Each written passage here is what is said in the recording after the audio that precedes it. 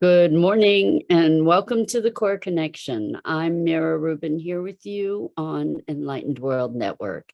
And today's topic is Stop Fixing, Create. We can get so wrapped up in trying to fix problems. And in doing that, we end up it's kind of whack-a-mole kind of situation. So instead of trying to fix things, maybe we get to create new solutions and new possibilities.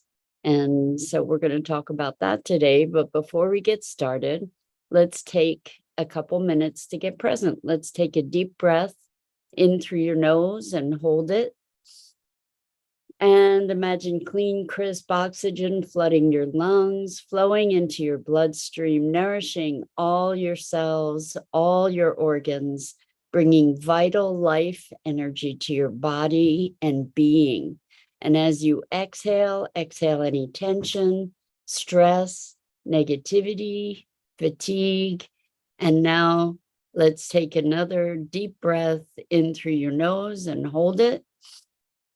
This time, imagine brilliant, bright light lighting you up from the inside out, illuminating, electrifying, and energizing all your cells, your molecules, your electrons, creating a brilliant beam of light and energy from your heart out into the world.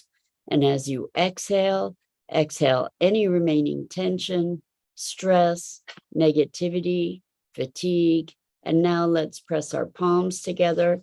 Vigorously rub your hands together to feel the friction, the temperature, the pressure, the motion, the tickling and tingling when you stop, and allow all those sensations to bring you present right here, right now, into this remarkable physical form that enables you to experience life. Welcome, welcome, welcome. Good morning, Rosalind. It's great to have you here with us this morning. Welcome, and welcome to everybody else who's joining us. And we missed you yesterday, Rosalind. It's good to have you back. So today we're talking about stop fixing, create. Stop fixing, start creating. So many of the things that we see as we look around the world these days are broken. So many things are broken. And when we attempt to fix them, so often, I've seen it so many times, that the fixes actually create more problems. You know, they may be well-intentioned, but they end up, because they're not looking at a bigger picture, and because they are really mired in the limitations of what already exists, they often end up perpetuating the problem, if not exacerbating it. And that's not to say there aren't times for fixing, you know, like if a machine breaks, it's probably a good idea to fix it. You know, we've come into this throwaway kind of society, but if we can fix something, that's a good thing, right? To keep it going for as long as possible. But there are systems that we live with that are incredibly broken, and we try to fix them by legislating. And what happens when we often try to fix them with legislating, and as a result of that, we get more restrictions, and there are ramifications to those laws that we might pass, or those limits, or and so it just is a problem built on a problem, when in so many cases the foundational structure is flawed. And I think that we are seeing this all over right now, trying to fix a broken system. And sometimes you just need to start fresh. And I think that if we look at our system, the foundational premises, so many of them are just really irrevocably flawed. You know, so many of our systems are built on a foundation of racism and sexism and discrimination. And even more beyond that is the notion of separation and the primacy of individualism at the expense of the collective. And I'm not, I'm a big proponent of individualism, and I'm a big proponent of finding our own unique passion and expression. And at the same time, we need to be alert to context. Good morning, good evening, Gia. Welcome. It's so good to have you here with us this morning. We're talking about stop fixing, create. So when we're looking at systems, you know, we've talked this week about zooming in, zooming out perspective, and so much of the fixing that we try to do is very zoomed in. It's looking at something and saying, this is a problem, so I'm going to address the problem, instead of looking, and that problem is typically a symptom. And instead of looking at the larger living system and all the impacts that will be created and felt by trying to patch things up. So we're talking about there are certain foundational assumptions that are fundamental to the systems that we currently, that are pervasive in our culture, that have gotten us to the place where we are. And it's not fixable. We need to generate something new. And this is about living not from the past, but into the emergent future. As we have, if we're fixing problems, we're living from the past. We're living with something that was conceived a long time ago and is wanting to perpetuate itself. That's what happens when we fix things. It's trying to keep itself afloat. We can see that with the fossil fuel industry. And we can see that with, beyond that, the notion of our extractive technologies. Even if we look at electric cars, for example, we're still building the technology on the extractive model, where we have to extract certain minerals and chemicals, and we're still raping and pillaging the planet. And when we move into this notion of what's possible,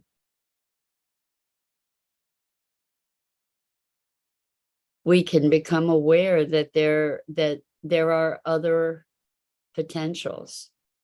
So we've all heard talk about 0-point energy and free energy. And now with the disclosure around ETs and intelligences from other other than human sources, it's come out also that we have had very advanced technologies since the 50s that would have changed the whole course of the world.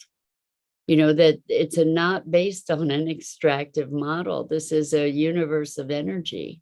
And if we knew how to tap into the energy that's here, that's, just free floating, without having to mine it, without having to extract it, without having to use all these different substances or damaging technologies, what would that be like? If we recognize that we are part of a greater living system and that our impact impacts that system, we might be operating in different ways. So I don't know if you've looked into any of this anomalous craft kind of information. It's pretty fascinating. There's no propulsion system that relates to anything we're familiar with. It's kind of dealing with gravity and magnetism and energy. And so there are systems that are very, very different than what we publicly know, but supposedly we actually have this technology. We actually have it available to us. We're not taught to think that way. We're taught to think of the earth as a resource that we can farm and mine and extract from. And that's how we deal with people too, right? That's how our culture deals with people. When we look at how we employ people and churn them and burn them kind of thing, where people are just statistics. This is how we work with war, and the strategies of war is looking at numbers and separating ourselves from our connection with one another and with everything. And so the biggest creation that we can engage in is generating new thought, generating a new paradigm. And ironically, it's not new at all. It's really a paradigm that has been common among indigenous peoples globally, where there's a recognition of an animate world, and that there's life in everything, that we're living in a conscious universe, that we're all connected, that the earth is our mother. It's a very, very different from the Western orientation. There's a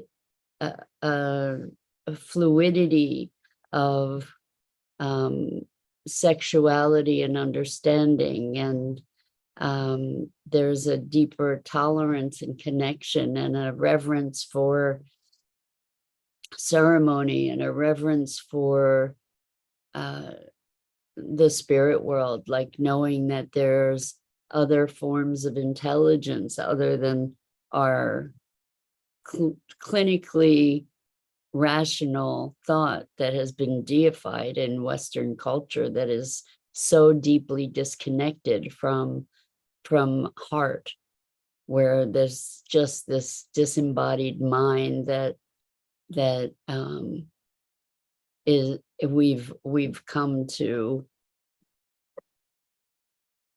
elevate and revere.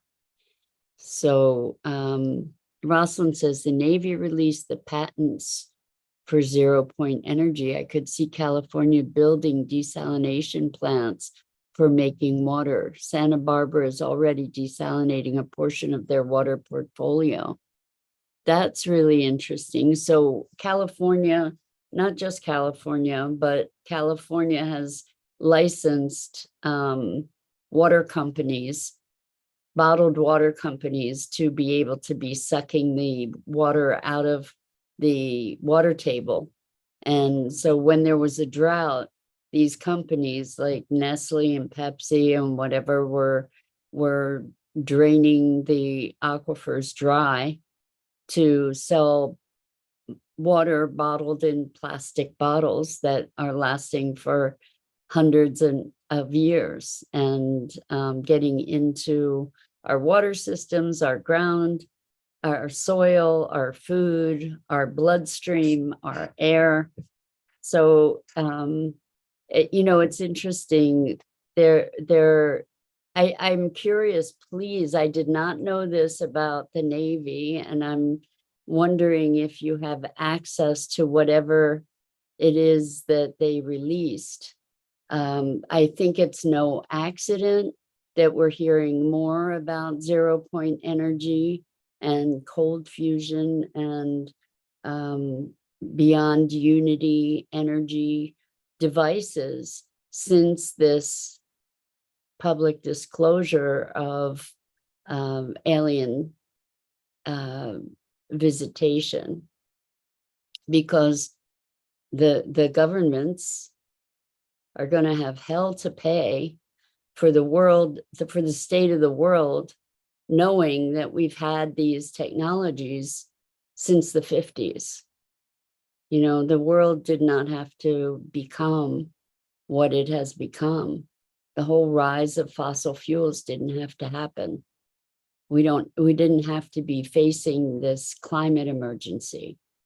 And so, this is the attempt to use wind power and electric power is really kind of a perpetuation of the same mentality that drove the fossil fuel industry.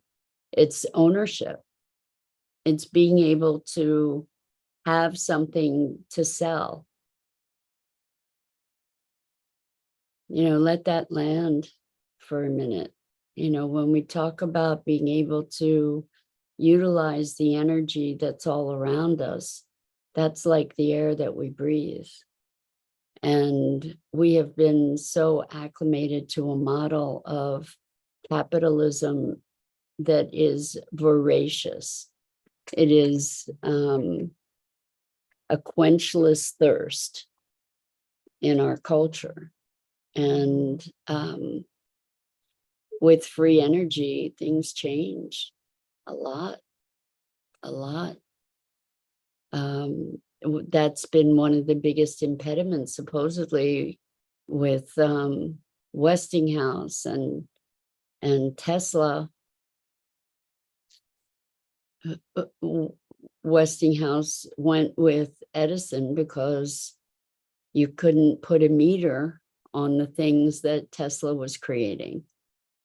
And so the money factor, the greed factor, that is driven by this notion of scarcity, which is foundational to our structures,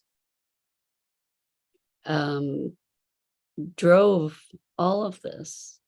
It was about being able to make money and to have control. And so what we need to do is to create new models and imagine the world with plenty of water. We can actually, there is currently technology to pull water from the air, to actually draw water directly from the air. It exists. I've seen it myself. You can find it online, in fact, to purchase, these devices. Again, they're devices that you have to buy, but they extract water from the air. And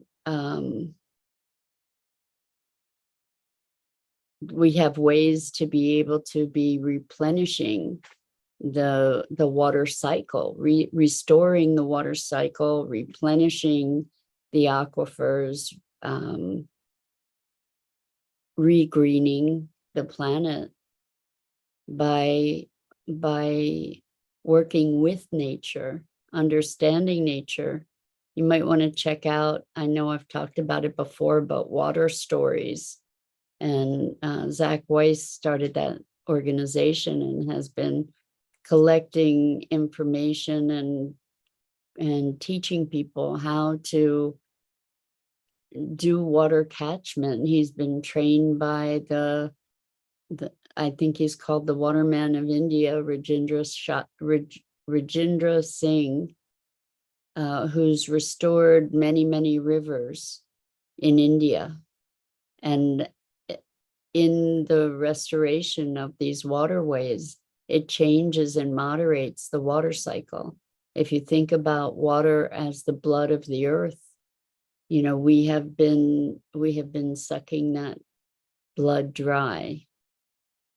I remember years and years ago, there was a Joan Baez song, and she was talking about an atrocity. It was where people went to give blood, and they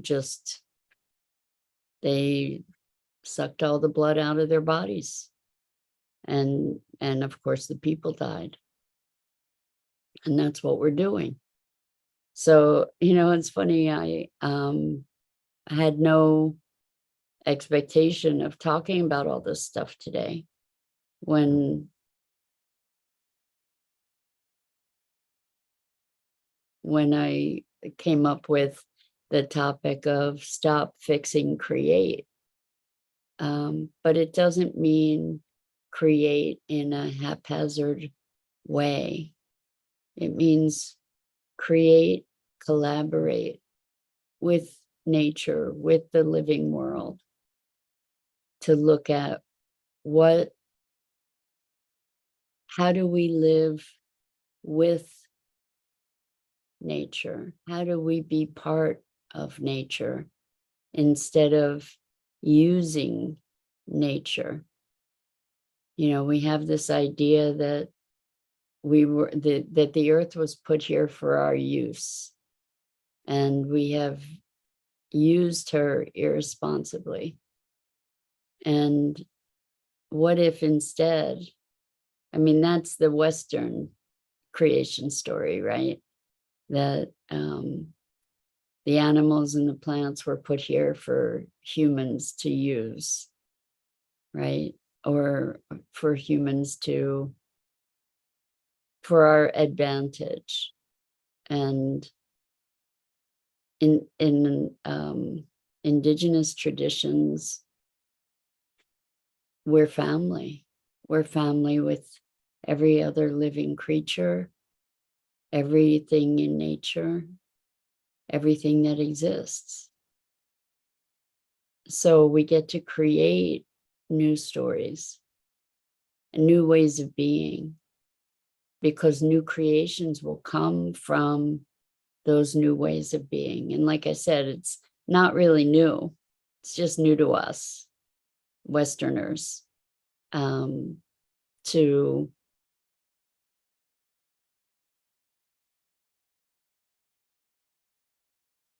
have a much deeper humility. You know, it's very interesting, this whole notion of extraterrestrials or interdimensional beings or whatever, these other intelligences that are so much more advanced than we. Maybe it will have a humbling impact on us. You know, maybe we'll be able to find our humility. Maybe we'll be able to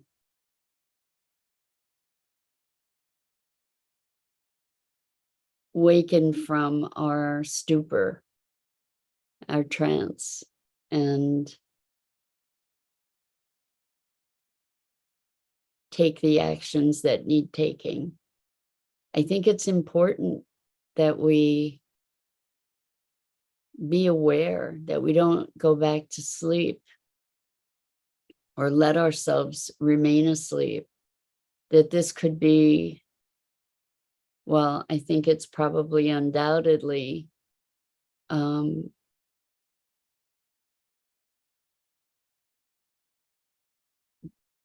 of the, if not the most interesting times to be alive on the planet. You know, recognizing that there are these other intelligences, being on the brink of planetary collapse, being in the midst of the sixth great extinction. We're at a precipice, and there's something very magical about being at that point, that choice point, being at that point of emergency. Because as much as there is a potential for death and destruction, there's a potential for miracles, for the unexpected, the unanticipated. We are definitely in uncharted times, at least uncharted in our written memory. And there's tremendous power in that. If we think about quantum physics and the orbitals of electrons and how they're living in one probability field, and energy gets applied and gets applied and gets applied, and then poof, they pop to a different orbital, to a different energy field. And I think it feels that way to me, that we're in these moments of more and more and more compressed energy that is going to power us to this other state of being. It certainly has the potential to. And we get to create the future we want to live into. So that's today's invitational challenge, is to start imagining a future that is not a linear progression of where we're going, where it looks like we're going. That, you know, with the introduction of this free energy thing, it's an emergency. And it's now out in the public.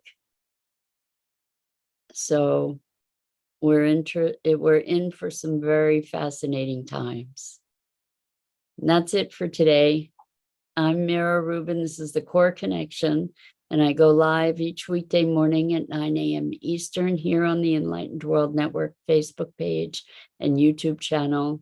And as always, it is such a privilege to have this opportunity to share with you and think in new ways together, and be in new ways together. So till next time.